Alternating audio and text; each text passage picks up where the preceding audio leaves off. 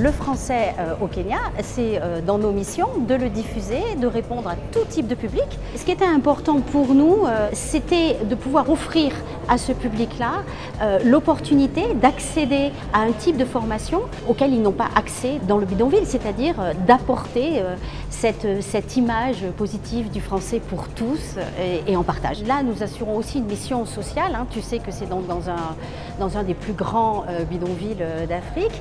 Et là, en fait, on a répondu à une demande qui était que l'équipe de foot souhaitait apprendre le français en plus de leur activité. Et donc, on a rencontré l'équipe, on a rencontré les footballeurs et on s'est dit, allons-y.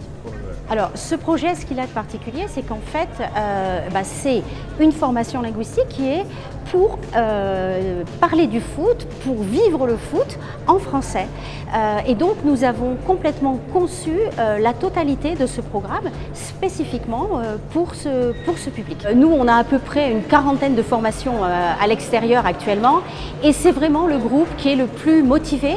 Alors justement, c'est là où c'est une mission sociale parce qu'en fait, pour la plupart, beaucoup ont été peu ou pas scolarisés et il y a une forme de requalification, de se retrouver entre guillemets sur les bancs de l'école à apprendre et il y a un réel appétit, motivation, surinvestissement. Et il y a aussi un autre fait très intéressant qui est à souligner, c'est que tout de suite, ce groupe a vraiment s'est approprié toute la langue et a interagi de manière quasi spontanée.